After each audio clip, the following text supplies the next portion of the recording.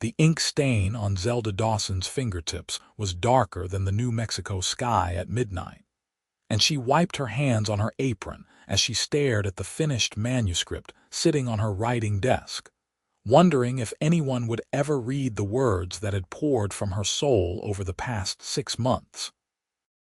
Socorro, in 1883, was a town that believed a woman's place was anywhere but behind a pen.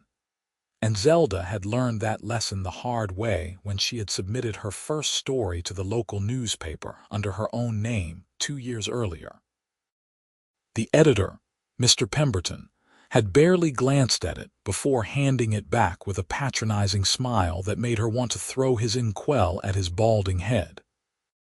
He told her that women wrote pretty little poems about flowers and sunshine, not gritty tales about life in the territories, about the struggles of settlers and the harsh beauty of the desert landscape that surrounded them. That rejection had stung worse than the time she had grabbed a hot skillet without thinking, but it had not stopped her from writing. Nothing could stop her from writing. She was 22 years old, living in the small house her father had left her when he died 3 years back, and she made her living taking in laundry and mending clothes for the miners and cowboys who passed through town. It was honest work, but it left her hands raw and her back aching, and the only time she felt truly alive was when she sat at her desk in the early morning hours before dawn, putting words to paper by candlelight. Her latest story was about a Mexican family trying to hold onto their land grant when American settlers moved in, claiming the territory as their own. She had interviewed the Gonzalez family who lived on the edge of town, had listened to their stories and their heartbreak, and she had woven it all into something real and true and powerful. The problem was getting anyone to read it. Zelda stood and walked to her small kitchen, putting a kettle on the stove for coffee. Through her window, she could see the sun just starting to peek over the San Mateo Mountains, painting the desert in shades of pink and gold. She loved this harsh, unforgiving land with an intensity that surprised even herself. Her mother had hated it here, had died missing Boston and the civilized East, but Zelda felt like she had been born for this place, for the wide open spaces and the endless sky. A knock at her door startled her out of her thoughts. It was early, too early for anyone to be bringing laundry, and she felt a flutter of nervousness as she crossed the small room and opened the door. Harrison Blake stood on her doorstep, hat in his hands, looking sheepish and determined all at once. He was a cowboy who worked at the Double R Ranch about 10 miles outside of town, and he had been bringing his mending to her for the past year. He was 25, tall and lean with sun-weathered skin and eyes the color of sage, and Zelda had to admit that she looked forward to his visits more than she should.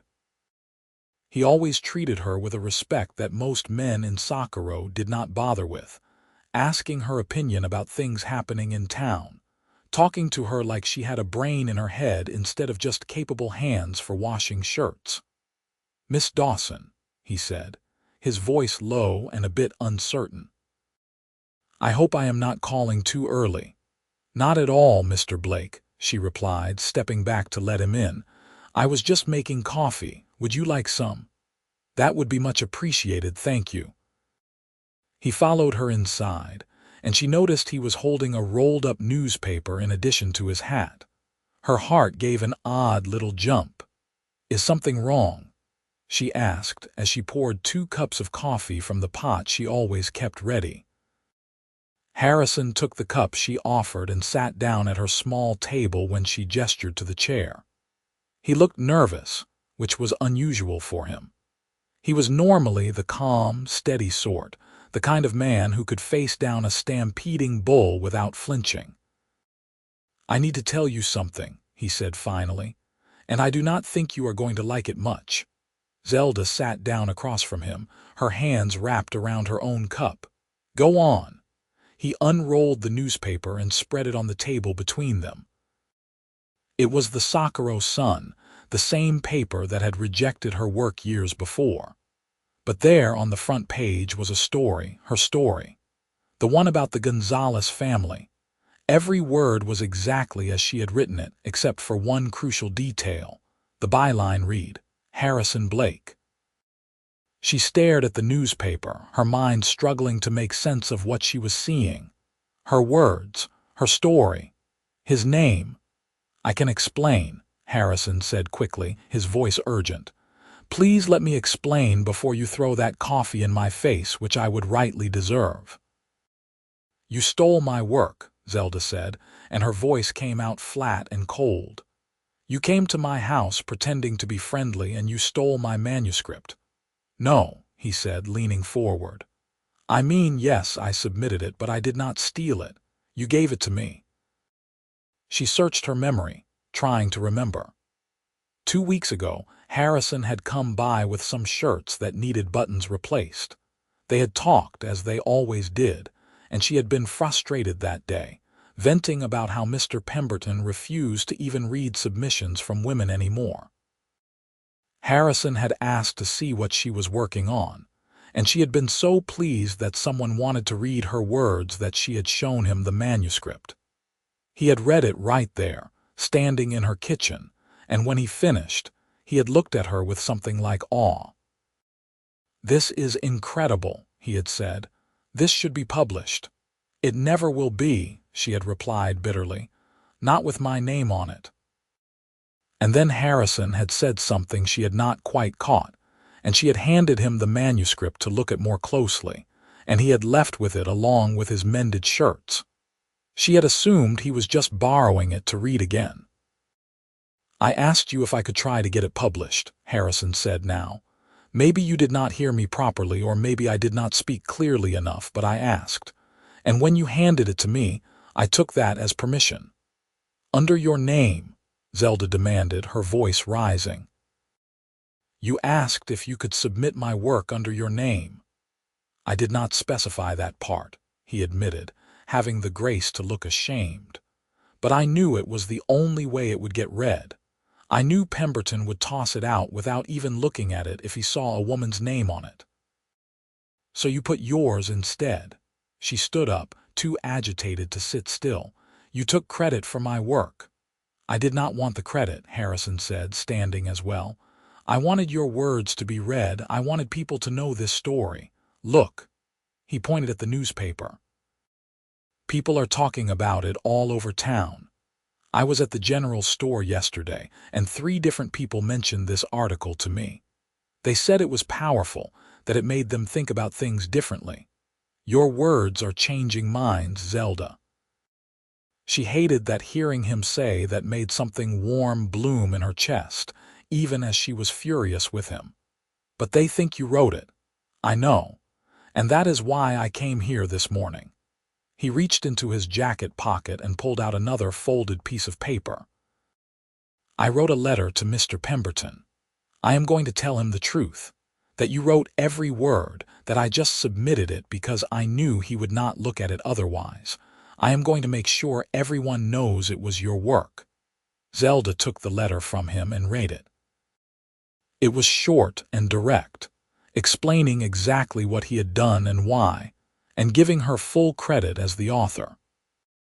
It also called out Mr. Pemberton's policy of refusing submissions from women, pointing out that he had clearly enjoyed this story enough to publish it on the front page, which proved that the quality of writing had nothing to do with the gender of the writer. "When are you sending this?" she asked. "Today. Right now, actually. I wanted to tell you first to apologize in person. What I did was wrong, Zelda. Even if my intentions were good, I should have been honest with you from the start. I should have asked you directly if you wanted me to submit it under my name. I should have given you the choice." She looked at him, really looked at him, and saw the sincerity in his eyes. He looked like he had not slept well, like this had been weighing on him. Part of her was still angry, but another part, a growing part, was starting to understand what he had done and why. "You really think this will change things?" she asked, gesturing to the letter. You think people will suddenly respect me as a writer just because you tell them the truth? Maybe not everyone, Harrison said, but some will, and it is a start. Your work is too good to stay hidden, Zelda. You have a gift, and the world deserves to see it. She folded the letter carefully and handed it back to him. Send it. But Harrison. Yes. If you ever submit my work under your name again without my explicit permission, I will make sure every person in the territory knows what you did. Do you understand? A smile tugged at the corner of his mouth. Yes, madam, I understand perfectly. 3 days later, the Sakura Sun published Harrison's letter on the front page. The response was immediate and divided. Some people, particularly some of the older men in town, scoffed at the idea that a woman could have written such a compelling piece. Others were intrigued, and a few were outright supportive. Mrs. Henley, who ran the boarding house, came by with a basket of fresh bread and told Zelda how proud she was. It is about time someone showed these stubborn men that women have brains, she said. But it was Mr. Pemberton's response that surprised her most. The editor came to her house himself, looking decidedly uncomfortable. Miss Dawson, he said when she answered the door, I owe you an apology. She had not expected that. She invited him in, offered him coffee, and waited. I have been editing this newspaper for 15 years, Pemberton said, sitting in the same chair where Harrison had sat days before. And I have always believed that certain types of writing required a masculine perspective. I thought stories about the harsh realities of life in the territories needed to be written by men who had lived those realities. And now, Zelda asked. Now I realize I was a fool, he admitted. Your story about the Gonzalez family was the best piece of journalism I have published in months. The way you captured their struggle, their dignity, their pain, and their hope. It was masterful, and it shames me that I would have rejected it without reading it if it had your name on it. So what are you saying, Mr. Pemberton? He looked at her directly. I am saying I would like to publish more of your work, under your own name. I am saying I would like to offer you a regular column in the Sakura Sun. You could write about the people and stories that others overlook. I will pay you $3 per article, published weekly. Zelda felt her breath catch. $3 a week was more than she made doing laundry in a month. It was real money enough to live on. I accept, she said, extending her hand. Pemberton shook it, his grip firm. As word spread that Zelda Dawson was now a regular contributor to the newspaper, more people started to recognize her around town. Some greeted her warmly, curious about what she would write next. Others gave her disapproving looks, as if she was violating some natural order of things.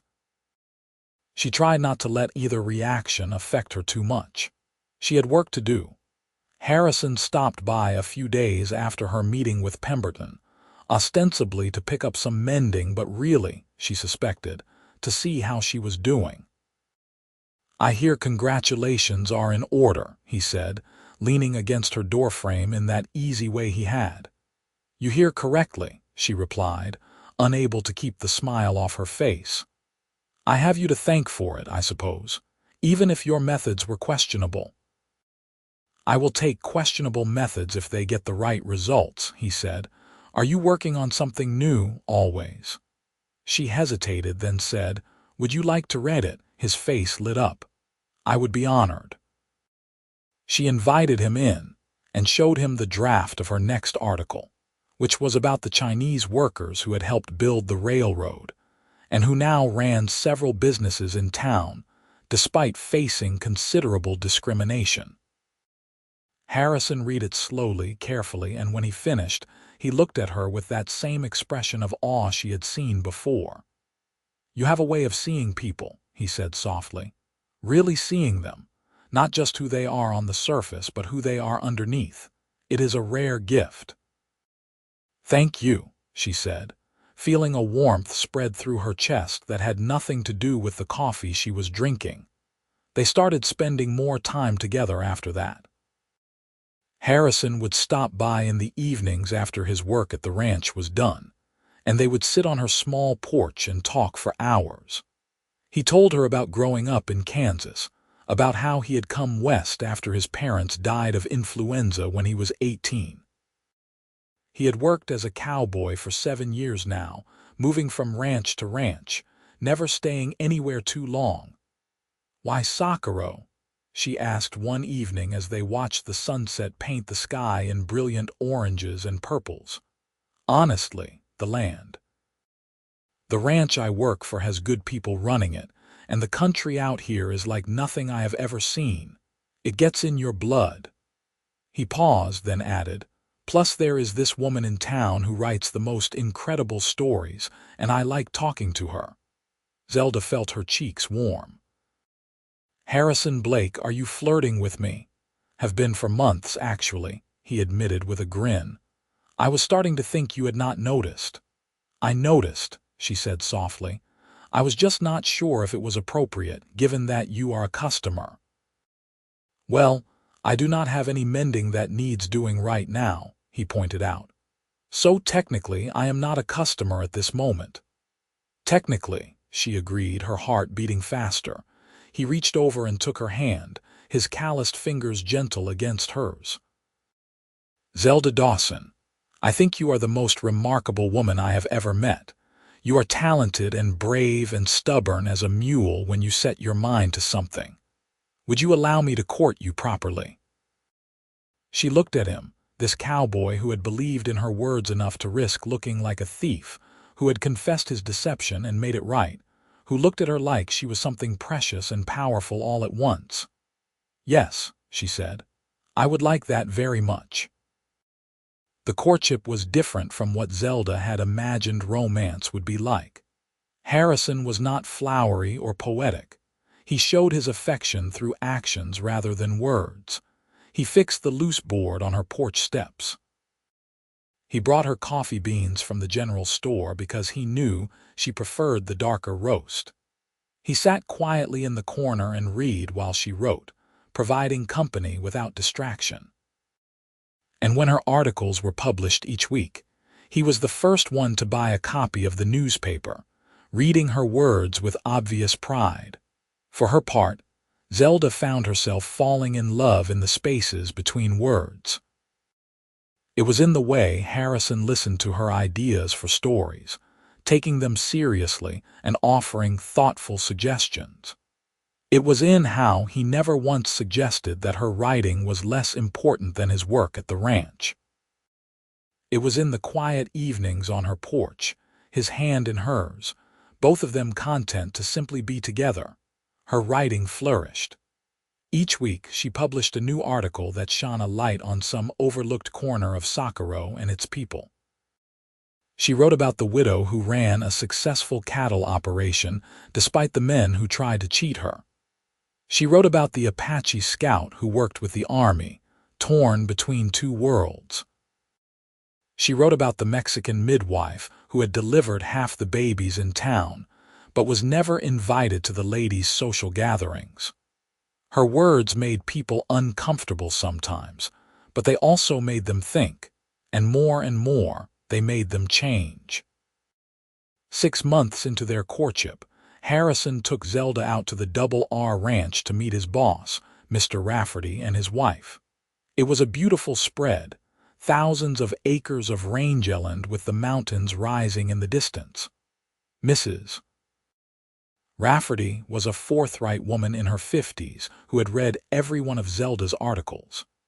"It is about time someone wrote about the real people in this territory," Mrs. Rafferty said as she served them lunch. "Not just the gunfighters and outlaws that the Eastern newspapers love to go on about. We are building something here, something that will last, and your writing captures that." "Thank you," Zelda said, genuinely touched. After lunch, Harrison took her out to see the horses. They walked to a corral where several beautiful animals were grazing, and Harrison whistled low. A chestnut mare trotted over, pushing her nose against his chest. "This is Copper," he said, stroking the horse's neck. "She is mine." "Well, Mr. Rafferty lets me claim her as mine anyway. Best horse I have ever ridden." Zelda reached out tentatively, and Copper sniffed her hand before allowing herself to be petted. "She is beautiful. Want to go for a ride?" Harrison asked.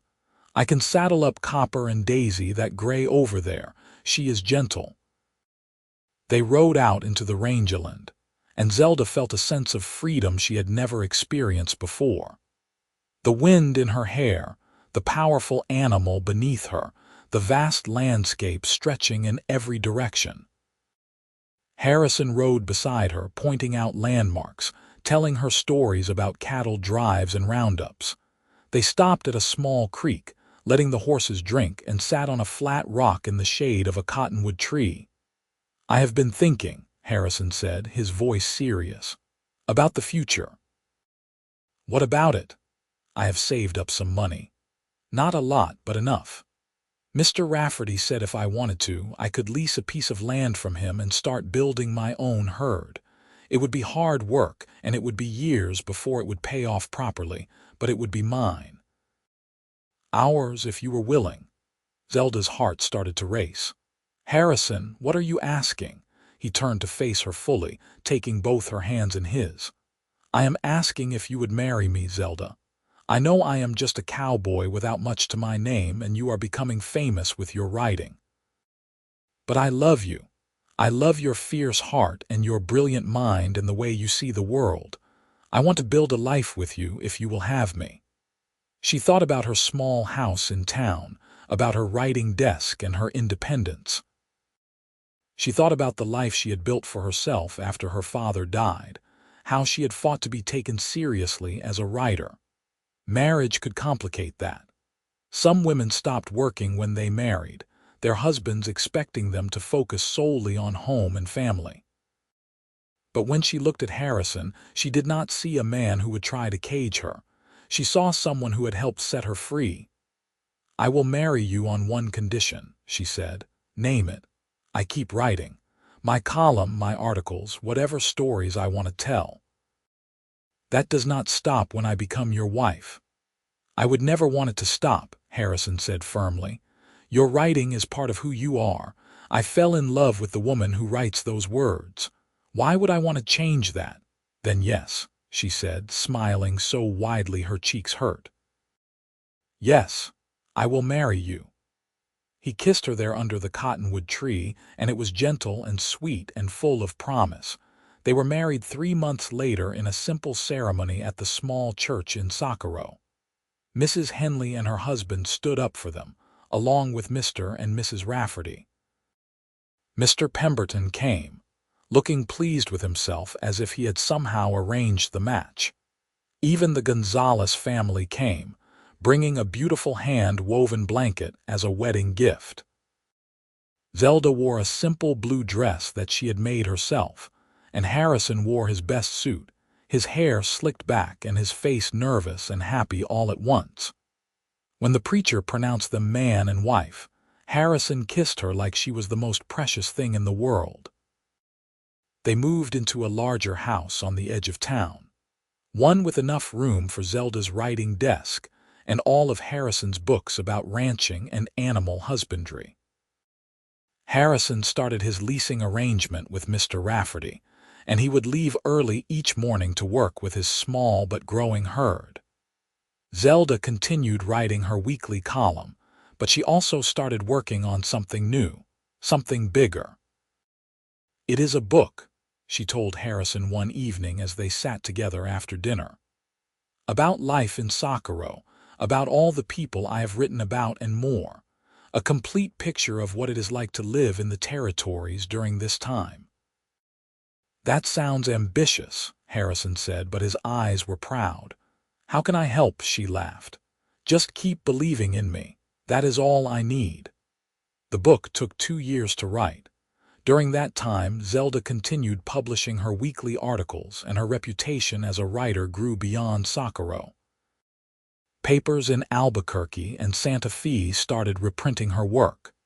She received letters from readers all over New Mexico territory, some praising her, some criticizing her, but all of them engaged with what she had to say. Harrison's ranch was growing too. He was good with cattle, patient and knowledgeable, and his herd increased steadily. They were not rich, but they were comfortable, and more importantly, they were happy. They would sit together in the evenings, Zelda writing at her desk while Harrison went over his accounts, and there was a peaceful contentment in sharing the same space while each pursued their own work. When Zelda finally finished her book, she titled it Voices of Socorro, Stories from the New Mexico Territory.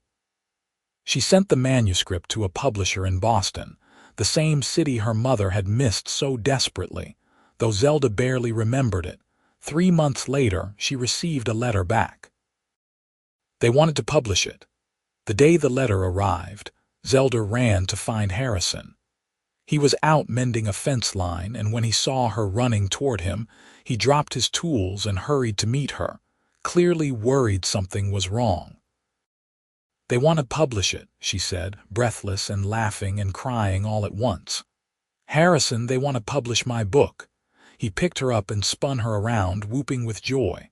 "Of course they do. It is brilliant. You are brilliant." The book was published in early 1887, and the response exceeded anything Zelda had dared to hope for. Critics in the East praised her vivid depictions of Western life and her compassionate portrayals of diverse characters. Some readers were shocked by her frank discussions of the injustices faced by Mexican families losing their land grants and Chinese immigrants facing discrimination. But the book sold well, and suddenly Zelda Dawson Blake was not just a local newspaper columnist, but an author with a national reputation. With the money from the book, they were able to buy the land they had been leasing from Mr. Rafferty, along with some additional acreage. Harrison built them a proper ranch house, bigger than either of them really needed, but with a large room on the south side that he designated as Zelda's study. It had windows facing the mountains and built-in shelves for all the books she was steadily accumulating. "This is too much," she protested when she first saw the completed study. "No," Harrison said, wrapping his arms around her from behind as they stood in the doorway. "It is exactly right. This is where you will write your next book, and the one after that, and all the stories that are still inside you waiting to come out." She turned in his arms and kissed him.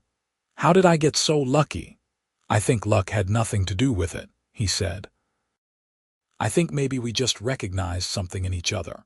Two people who wanted more than what the world expected of us." Life settled into a new rhythm. The ranch prospered, and Harrison hired 2 hands to help with the work, young men who were loyal and hardworking. Zelda started working on her second book, this one focusing on the women of the West, the wives and mothers and businesswomen who were building communities and raising families in harsh conditions.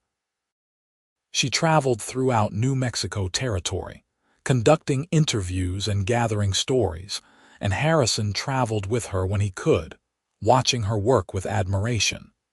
In 1889, Zelda discovered she was pregnant. She was 28 years old, and the pregnancy terrified and thrilled her in equal measure. She worried about how it would affect her writing, whether she would lose herself in motherhood the way she had seen other women do. Harrison sensed her anxiety. "You are still you," he told her one night as they lay in bed, his hand resting gently on her growing belly. "Being a mother will not change that. If anything, I think it will give you even more stories to tell." Their son was born in March of 1890, and they named him Henry, after Harrison's father.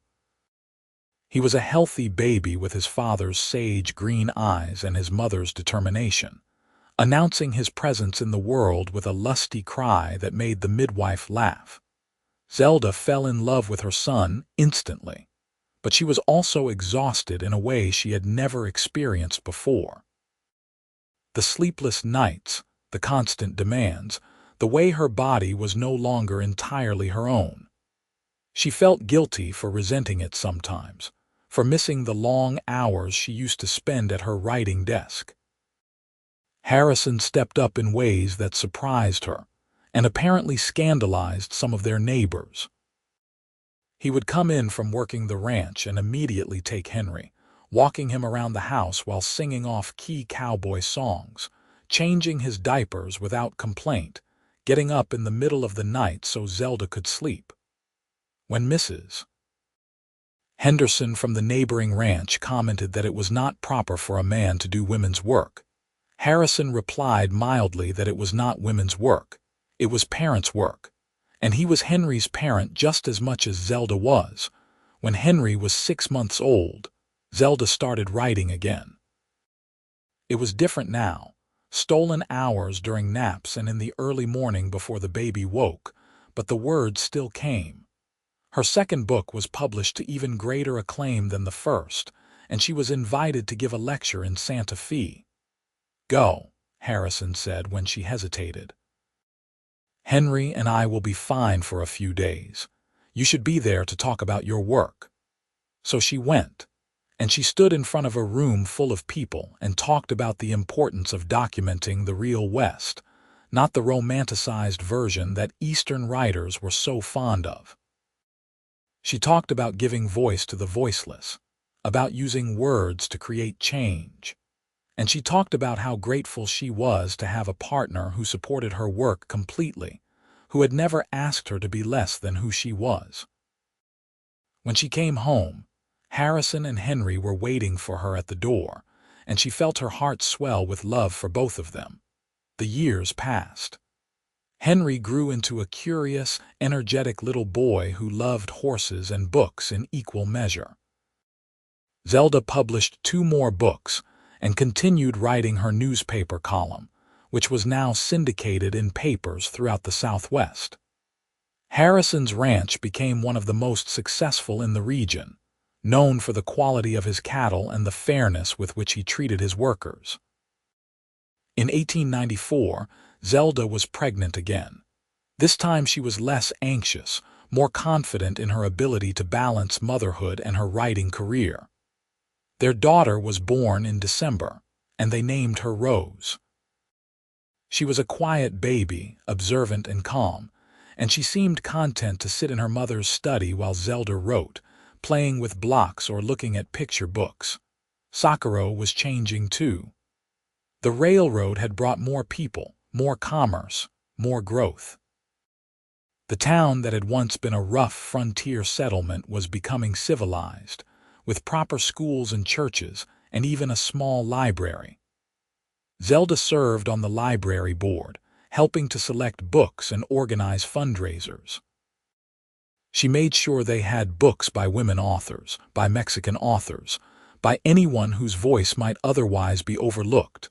One evening in 1897, as they sat on the porch of their ranch house watching Henry and Rose play in the yard, Harrison turned to Zelda and said, "Do you ever regret it?" "Regret what?" "The way things happened. Me submitting your work under my name, starting our relationship with that deception." Zelda thought about it carefully. "I was angry at the time," she admitted, "and I think you were wrong to do it without being clear about what you were asking. But Harrison, if that had not happened, I might still be doing laundry and writing stories that no one ever read. You gave me an opportunity, even if you went about it the wrong way. And more importantly, you made it right.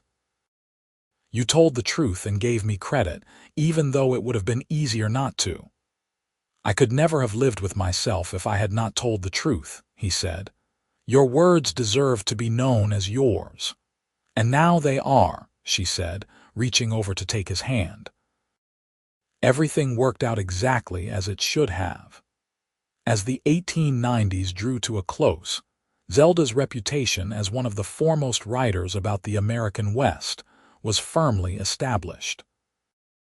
She received letters from young women all over the country, thanking her for showing them that they could have careers and families, that they did not have to choose between their ambitions and love. She tried to answer every letter, remembering how isolated she had felt in those early days when she thought no one would ever take her seriously as a writer. In 1900, a young woman showed up at their ranch, looking nervous and determined. Her name was Clara Reynolds, and she had traveled all the way from Ohio with a suitcase full of manuscripts and a dream of becoming a writer. "I read all your books," Clara said, sitting in Zelda's study and clutching a cup of tea like it was a lifeline. "You wrote about real things, important things. You did not just write pretty stories that meant nothing. And I want to do that too, but I do not know how.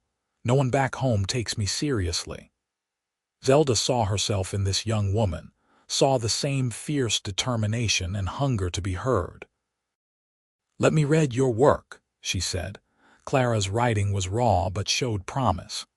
Over the next few months, she became a regular visitor to the ranch, and Zelda mentored her the way she wished someone had mentored her. She introduced Clara to Mr. Pemberton, who was now much more open to publishing work by women writers. She taught her how to interview people, how to find the truth in a story, how to write with both honesty and compassion. Harrison watched this mentorship with satisfaction. "You are passing it on," he said one evening. "Passing what on? The gift that I tried to give you in my clumsy way, the chance to be heard." "You gave me much more than that," Zelda said softly. "You gave me belief. You believed in my words when no one else did, including sometimes myself. And you gave me love without trying to change who I was. That is the greatest gift anyone has ever given me." By 1903, Clara had published her first article in the Socorro Sun and was working on her first book. Henry was 13 and talking about going to college in Albuquerque to study law. Rose was 9 and already showing signs of inheriting her mother's way with words. The ranch was thriving, Socorro was growing, and New Mexico was moving toward statehood. One summer evening, the whole family gathered on the porch after dinner. Henry was reading a book about the Constitution, preparing for his future legal studies. Rose was writing a story about a girl who tamed wild horses. Harrison was mending a bridle, his hands moving with practiced ease. And Zelda was watching all of them, her family, her life, feeling grateful for every moment that had led to this. "Tell us a story, Ma," Rose said, looking up from her writing. "Tell us about when you and Pa first met." Zelda and Harrison exchanged a glance, both of them smiling. "Well," Zelda began, "it all started with some shirts that needed mending and a manuscript that I thought no one would ever read." She told them the story, all of it, including the part where Harrison had submitted her work under his name and how angry she had been. She told them about the letter he had written confessing the truth, about how her writing had finally been recognized, about how they had fallen in love while her career was just beginning. "So Pa stole your work?" Henry asked, looking shocked. "Not exactly," Harrison said. "I submitted it without being clear about how I was going to do it. It was wrong, and I made it right as soon as I could." "But why did he have to use his name at all?" Rose asked. "Why would not the newspaper publish it just because you were a woman?" "Because the world was different then," Zelda said. "In many ways it still is. Women have to fight harder to be heard, to be taken seriously. But things are changing slowly. And every time a woman's voice is added to the conversation, every time someone tells a story that needs to be told regardless of who tells it, things get a little bit better." "I am going to be a writer like you," Rose announced, "and I am going to use my own name." "Good," Zelda said firmly. "You should.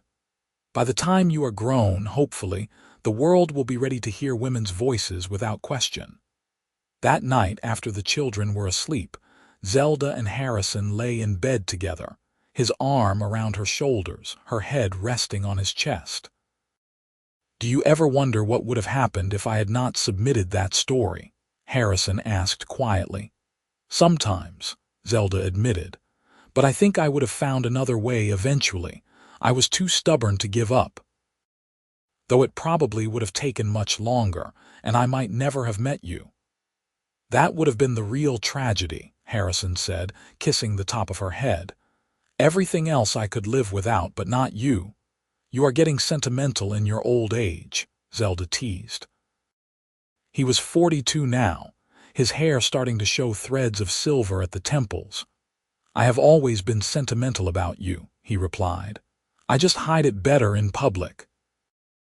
They lay there in comfortable silence, listening to the night sounds of the ranch, the distant lowing of cattle, the wind moving through the cottonwood trees they had planted near the house.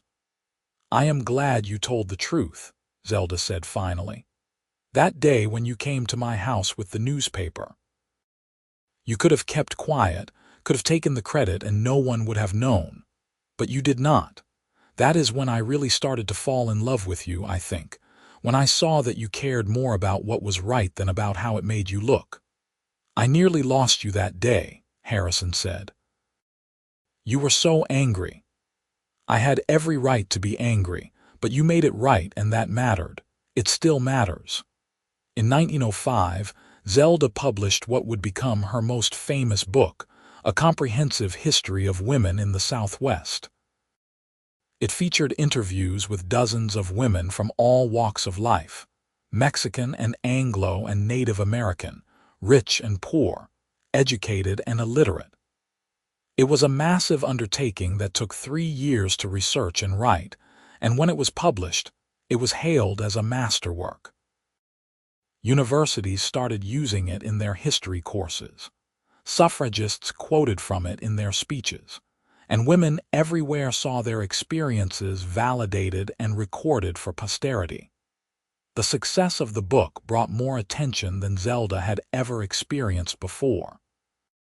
She was invited to speak at universities and women's clubs throughout the country. A publisher in New York wanted to commission another book. A journalist from Harper's Magazine came to interview her at the ranch. Through it all, Harrison remained her anchor. He was proud of her success, but never jealous of it.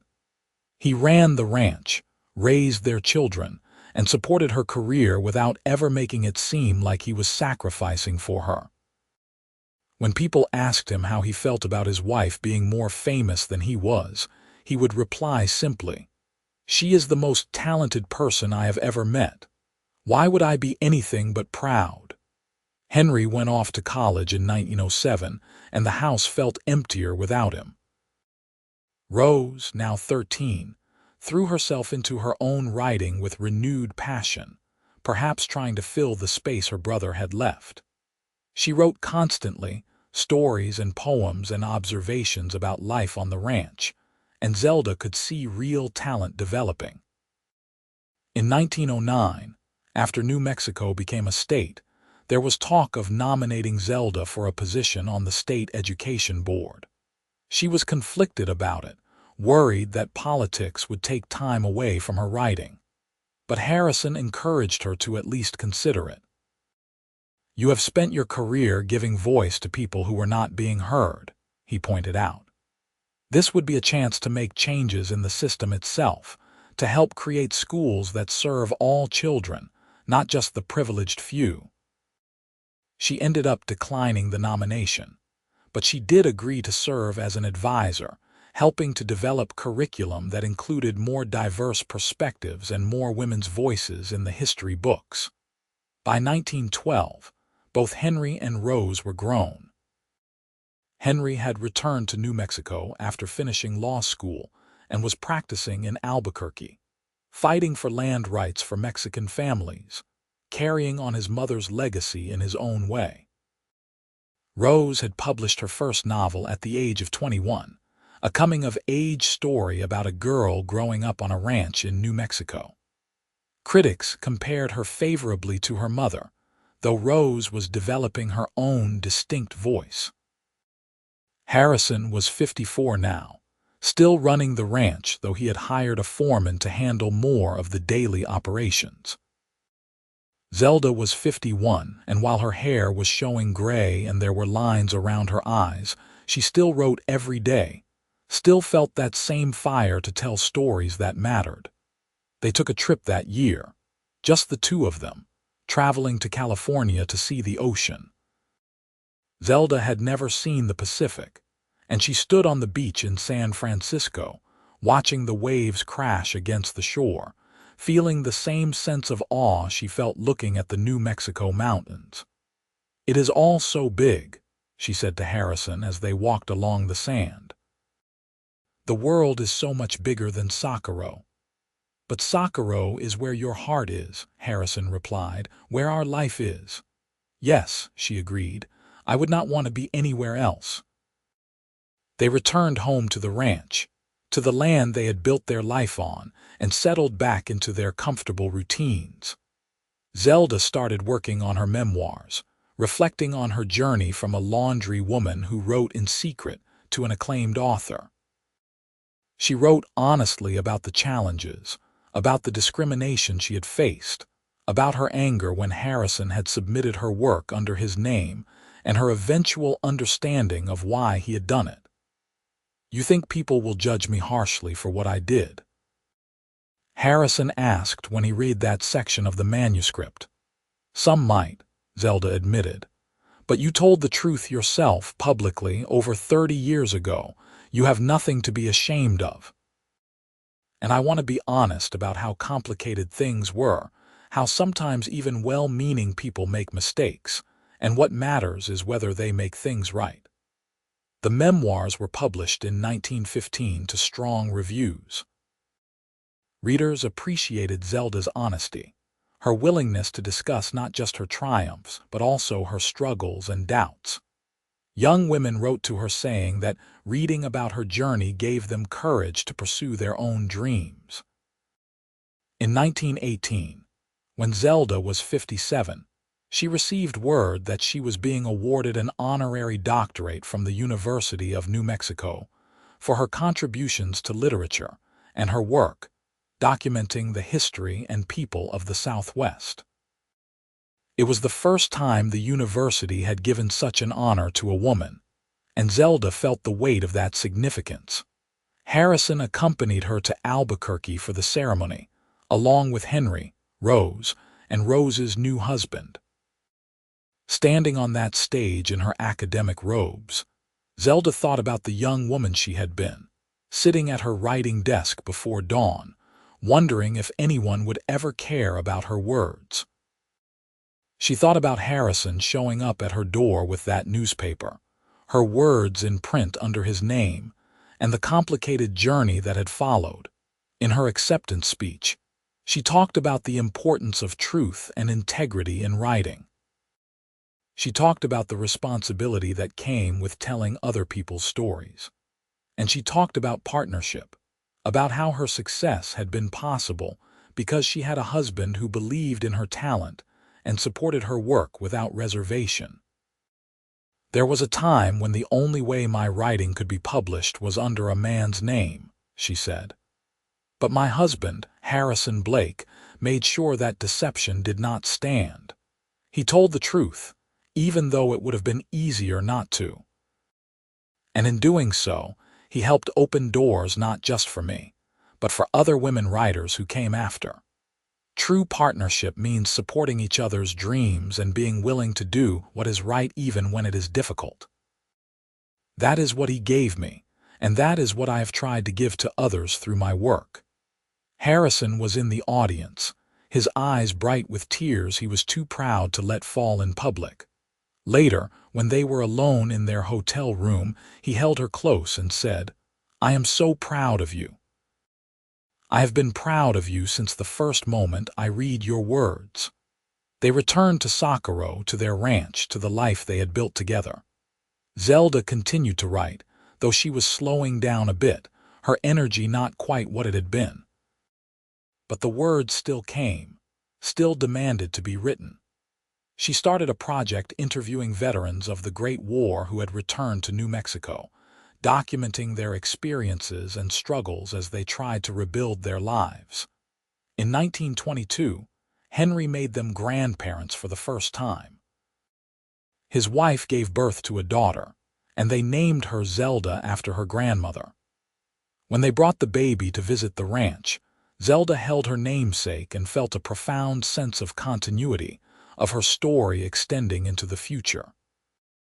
Rose had 2 children in quick succession, giving Zelda and Harrison 3 grandchildren to dote on.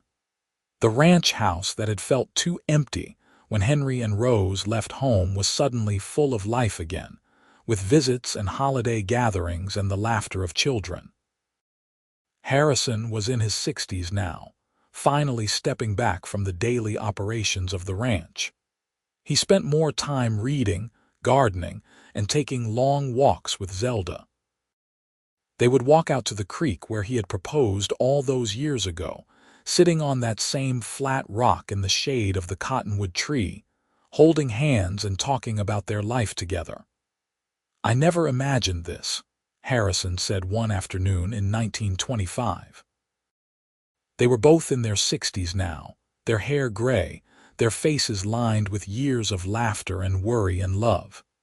"When I was a young cowboy drifting from ranch to ranch, I never imagined I would have this.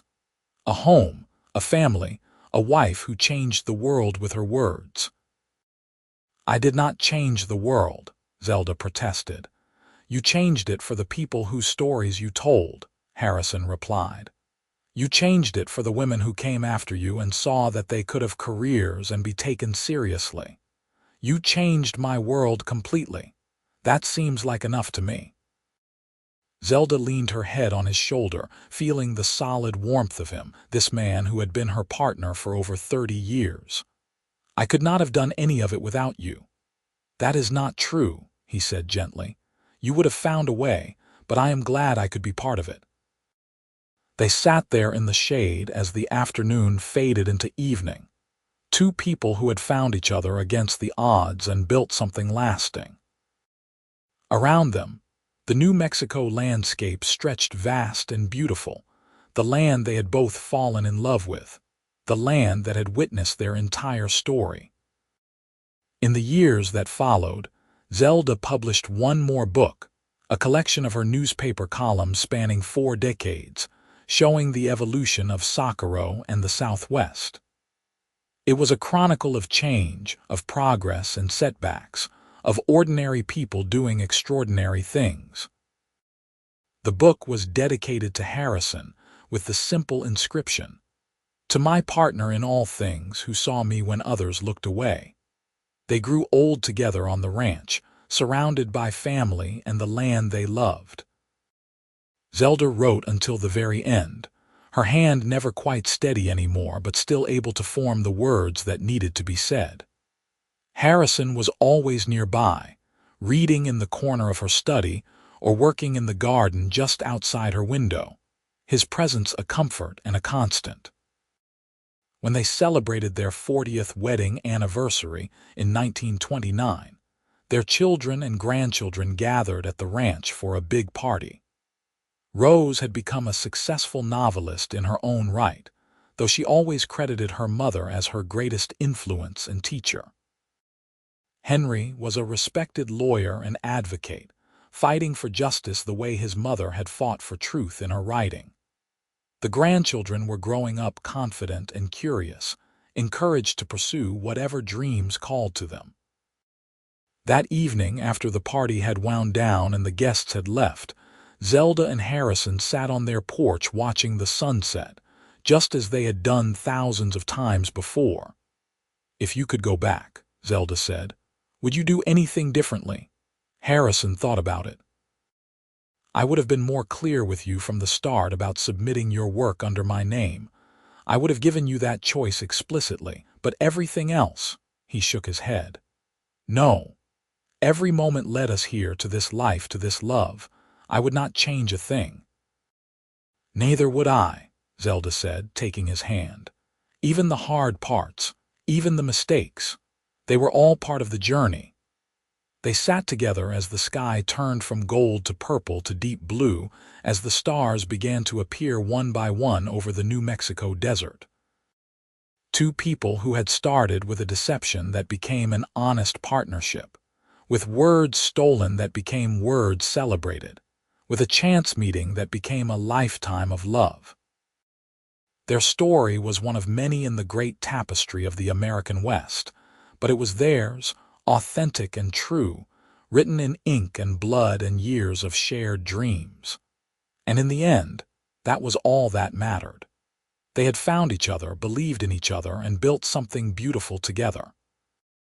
The words had been hers, the courage to share them had been his, and the life they created belonged to them both. A testament to what was possible when two people truly saw each other and chose love over all else.